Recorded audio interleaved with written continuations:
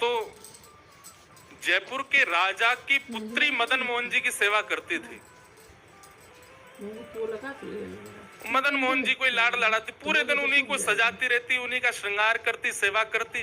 राजा स्वयं गोविंद देव जी की सेवा करते और उनकी जो पत्नी थी वो गोपीनाथ जी की, मतलब पूरा परिवार ही तीनों ठाकुर की सेवा करते थे। अलग अलग भवन में, अलग अलग महलों में ठाकुर जी विराजते थे। तो राजा की पुत्री का विवाह हुआ करौली राजस्थान में, जहां मदन मोहन जी अभी विराजते। तो राजा की पुत्री का जब विवाह हुआ तो पुत्री से राजा ने कहा, बिटिया ये बताओ तुम्हारा विवाह है, तुमको हम दहेज में क्या दें? वैसे तो हमने सब दिया, लेकिन फिर भी तुम्हारी कोई इच्छा हो तो मांगो।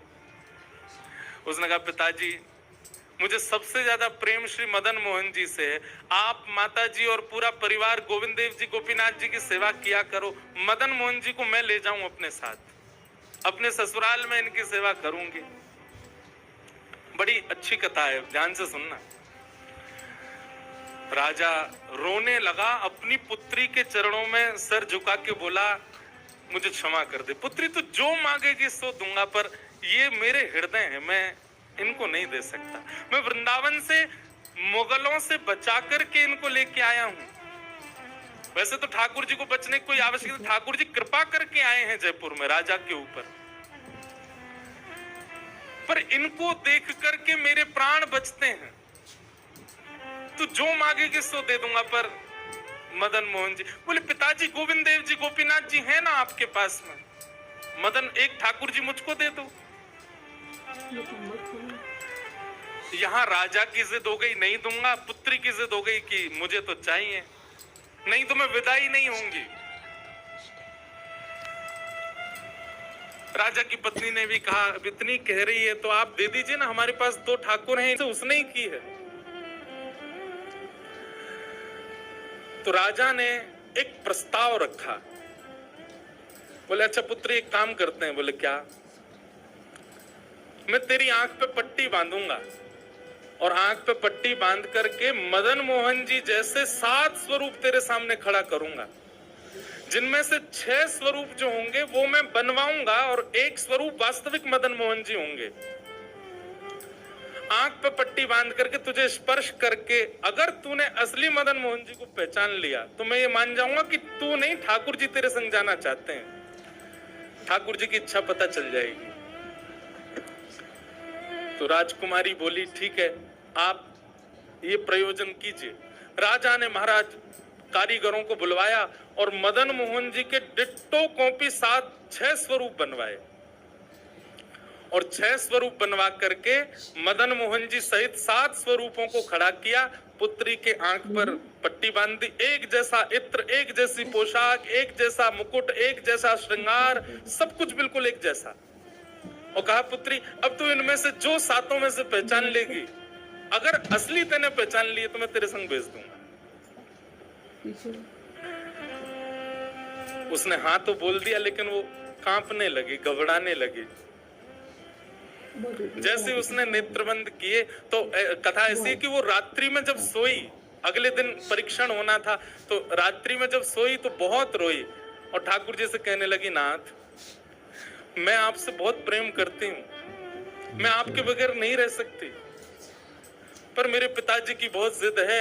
अब कहीं मैं आपको नहीं पहचान पाई, मेरे तो प्राण ही निकल जाएंगे, विदा होना तो बहुत दूर की बात है।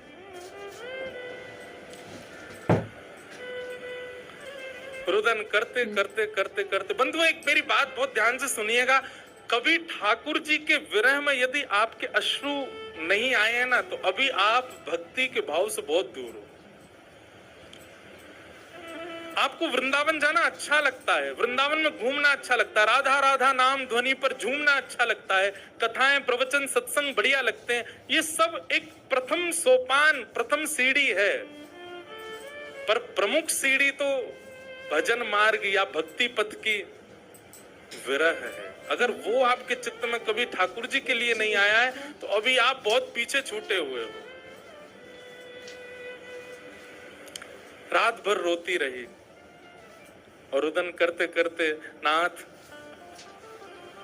मैं कैसे पहचानूंगी कि आप सत्य कौन से हो?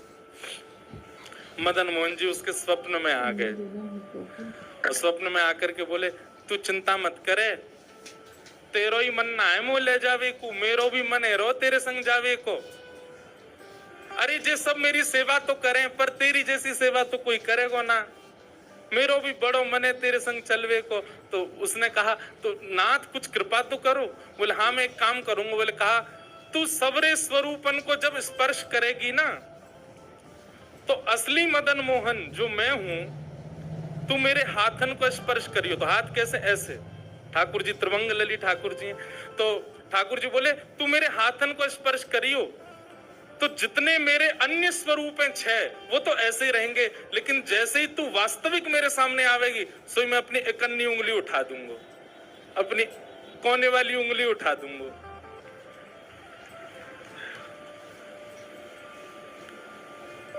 ठाकुर जी कितना प्रेम करते हैं अपने भक्त से। ठाकुर जी बोले मैं अपनी इकन्नी उंगली उठा दूंगा, और तू स्पर्श करती करती मेरी जैसे इकन्नी उंगली उठे, वाकू पकड़ लियो और तुरंत पिताजी से कह दियो, जय रे मदन मोहन जी, मैं चल दूंगा तेरे संग। अब तो दूसरे दिन वो पिताजी के पास गए, पिताजी जल्दी करिए, कब चलना है, कब? बोले तुझे तो इतना विश्वास है जैसे तू वास्तविक में मदन मोहन जी को ले जाएगी, लेकिन बिटिया तू भी याद रखियो, मैंने ऐसे स्वरूप बनवाए कि कोई बता ही नहीं सकता कि असली मदन मोहन कौन से। बोले पिताजी आप सन्मुख पधराओ। तो महाराज भीड़ लग गई देखने वालों की, पूरा राजभवन इकट्ठा हो गया जयपुर का। 7 स्वरूप विराजमान हुए। पुत्री के आंख पर अभी विवाह हुआ, उसका विदाई नहीं हुई है, आंख पर पट्टी बांध करके और कहा जाओ, अगर मदन मोहन जी की इच्छा होगी तो तू ढूंढ ले। अब मदन मोहन जी तो पहले ही बता चुके हैं, ऐसे मिलूंगा। जैसे मानो टीचर पहले ही एग्जाम पेपर लीक कर दे, ये क्वेश्चन आने वाले, तैयार कर आना। उसने जाकर के जैसे स्वरूप स्पर्श करने प्रारंभ किए, पहला बोले ये नहीं है, दूसरा स्पर्श किया, ये भी नहीं है। ठाकुर जी खड़े थे 5वीं पंक्ति में, 5वें वाले थे। तीसरे स्पर्श किए, बोले ये भी नहीं है। चौथे किए, बोले ये भी नहीं है। जैसे ही 5वें का स्पर्श किया और मुखमंडल का स्पर्श किया, गले का स्पर्श किया, वक्ष का स्पर्श कर, जैसे ही ठाकुर जी की भुजा पकड़ी, सो ठाकुर जी ने अपनी एक कन्नी उंगली हिला दी। और जैसे ही कन्नी उंगली हिलाई, उसने तो, पिताजी यही है मदन मोहन जी। आहा, राजा के तो नेत्रों से आंसू गिर गए, चरणों में गिर गए, उठ करके अपनी बिटिया को गले से लगा लिया, कान में बोले बोले मैंने एक कन्नी उंगली हिलते हुए देख ली। मुझे ये बात पता चल गई है कि भैया तेरी जिद नहीं है इनको ले जाने की, इनकी भी जिद है तेरे संग जाने की। और महाराज गाजे बाजे रथ में आरूढ़ करके श्री मदन मोहन लाल जी करौली राजस्थान को प्रस्थान किए। बोलो मदन मोहन लाल की। बिहरत निस दिन कुंज गलन में, ब्रज जन मन सुख धाम। मदन मोहन को रूप निरख के, मदन मोहन को रूप निरख, सनातन बल बल जाए। वृंदावन प्यारो वृंदावन, श्री वृंदावन मेरो। ये भैया ऐसे ही भजन नहीं बना है, ये ऐसे ही आपके झूमने के लिए कीर्तन नहीं, ये पूरा वृंदावन समाविष्ट करवा दिया हमारे गिरधर लाल जी ने एक ही पद में। पूरा वृंदावन विराज रहा है। ठाकुर जी जड़ नहीं है। दूसरा स्वरूप क्या है ठाकुर जी का? चैतन्य। कौन है ठाकुर जी? चैतन्य। कई लोग पूछते हैं महाराज जी सेवा का कोई प्रकल्प बताओ, सेवा का कोई भाव बताओ, सेवा कैसे करनी चाहिए, सेवा में क्या होना चाहिए क्या नहीं होना चाहिए। हमारी एक बात सब लोग सुन लीजिए, यहाँ लगभग सब सेवा वाले ही बैठे हैं। आप ठाकुर जी के प्रति चैतन्य भाव अपने हृदय में प्रगाढ़ कर लो। चैतन्य भाव प्रगाढ़ मतलब ये कोई पाषाण नहीं है, ये कोई प्रतिमा नहीं है, ये कोई धातु नहीं है, साक्षात वृंदावन चंद मेरे घर पे विराज रहे हैं। ये विश्वास आप अपने चित्त में प्रगाढ़ कर लीजिए। बस आपके जिस दिन ये विश्वास प्रगाढ़ हो गया, अपने आप आपको सेवा सीखनी, किसी से पूछनी नहीं, अपने आप करने लग जाओगे। अरे मां को नहीं बताना पड़ता पुत्र की सेवा कैसे होती है, पत्नी को नहीं सिखाना पड़ता पति को कैसे पूछना है। सारे संबंध हम अपने आप सीख लेते हैं। तो ठाकुर जी से जो हमारा प्रेम भाव है, उसके लिए हमको पूछना क्यों पड़ता है कि कैसे करें, भोग कैसे लगाएं, सुलाएं कैसे, ये कैसे करें। शास्त्रीय बात पीछे है, पहले आप प्रेम भाव में तो आओ। ठाकुर जी अपने आप सिखा देंगे अपनी सेवा कैसे करनी।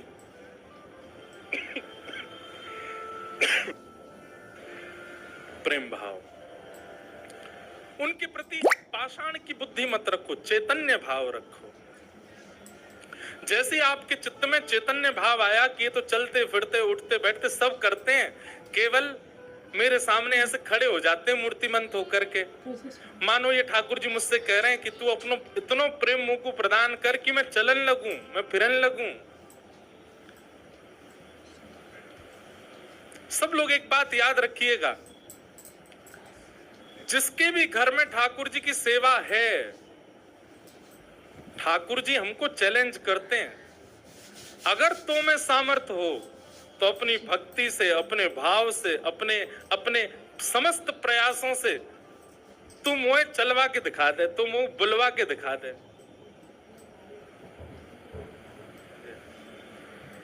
बोलो गंगा मैया की जय। वापस प्रस्थान कर जाओ। महाराज जी हरिद्वार को प्रस्थान कर रहे हैं, महाराज जी के श्री चरणों में बार। हाँ आऊंगा महाराज जी, मैं दिसंबर में आऊंगा जल्दी। बोलो गंगा मैया की। ठाकुर जी हम आप सबको एक चैलेंज देके रखें कि तो में यदि सामर्थ्य हो, मुझे बुलवा के दिखाए दे, मुझे चलवा के दिखाए दे, मुझसे कोई लीला करवा के दिखा दे। मैं तो ऐसे ही बैठा रहूंगा लड्डू गोपाल बने, तेरे प्रेम में सामर्थ्य हो तो तू करवाए ले।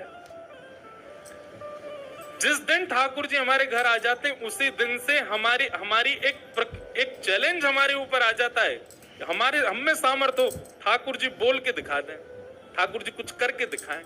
लेकिन हमको भी संतुष्टि है, ऐसे हैं तो ऐसे ही बैठे रहें, हमको लगता है ऐसे ही रहें, इससे ज्यादा कुछ करें नहीं। इसलिए ठाकुर जी को भी लगता है जब इसके चित्त में ही भाव नहीं है तो मैं और लीला क्यों ही करूं।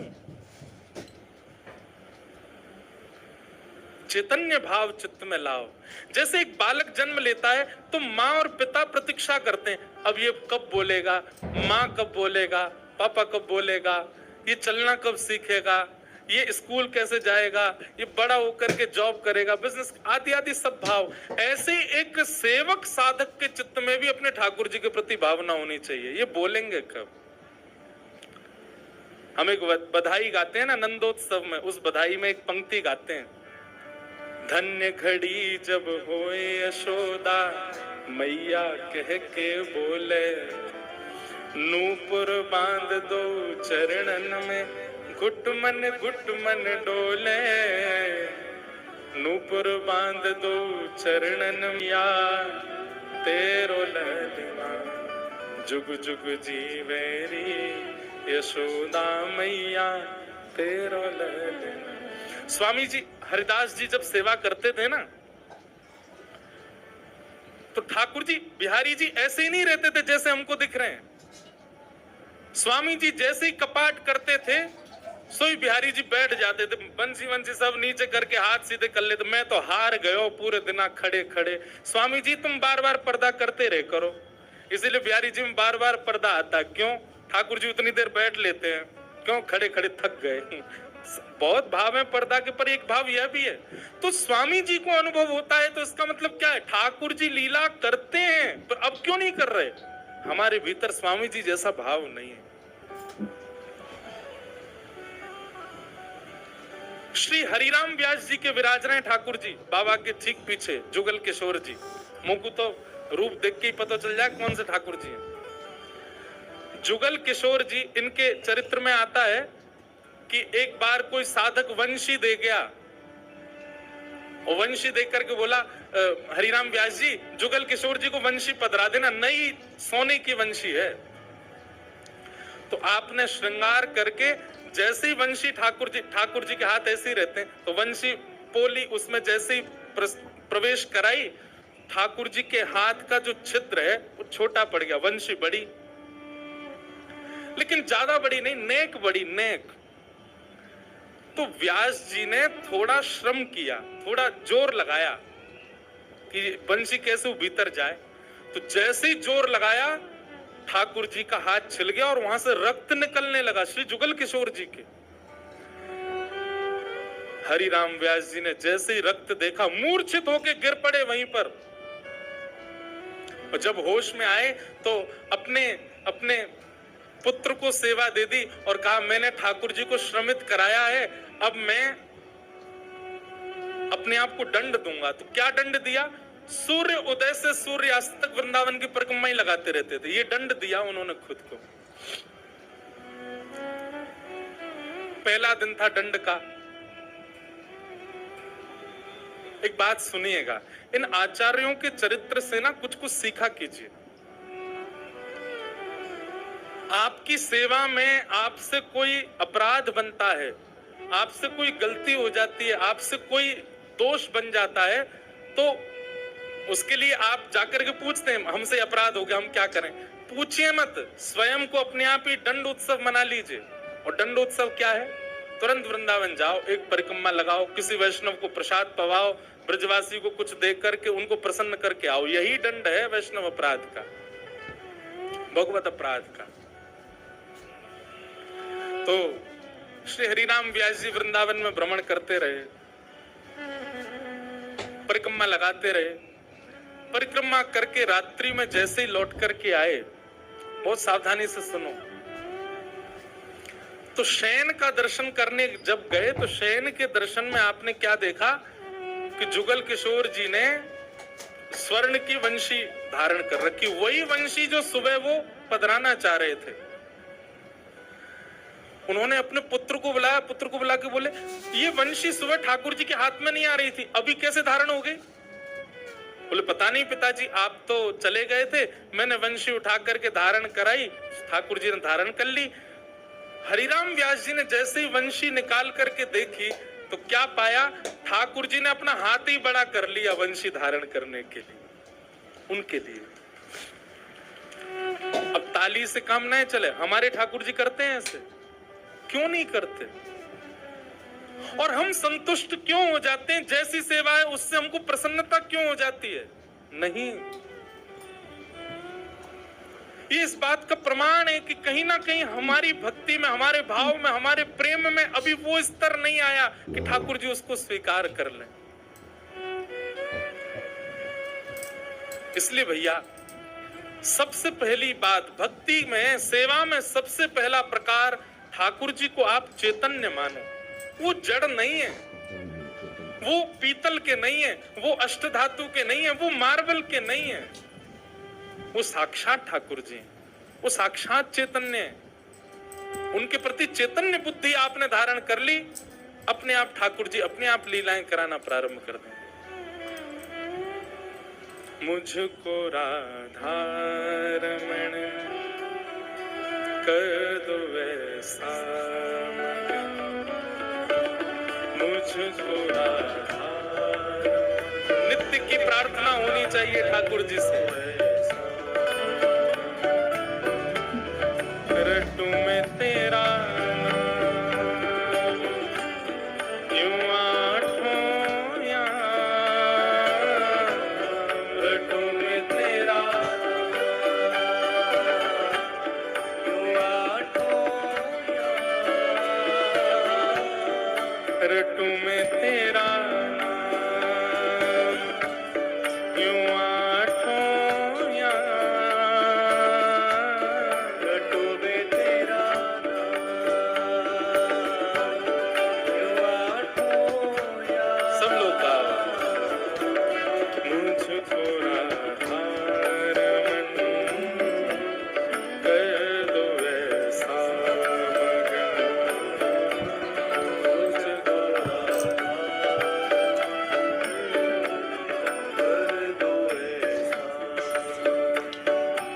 ओ करुणा निधान मुझ पे कृपा कर रीझिए, करुणा निधान मुझ पे कृपा कर रीझिए, करुणा निधान मुझ पे कृपा कर रीझिए, करुणा निधान मुझ पे कृपा कर रीझिए,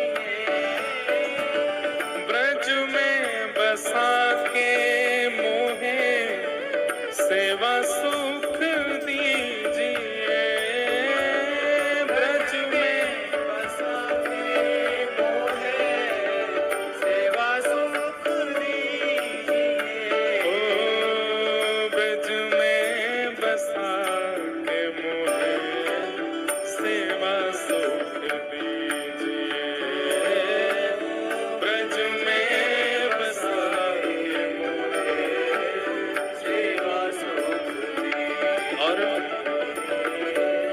प्रेम से भर दो मन गाऊं तेरे भजन, प्रेम से भर दो मन गाऊं तेरे भजन, ओ रटूं मैं तेरा नाम यूं आठों याम,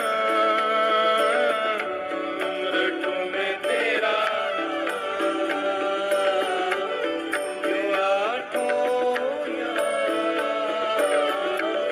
तुझको राधा रमन कर दो ऐसा मगन, तुझको राधा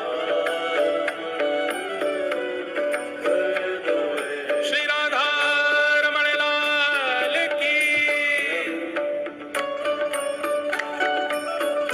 करताल बजा के गाओ।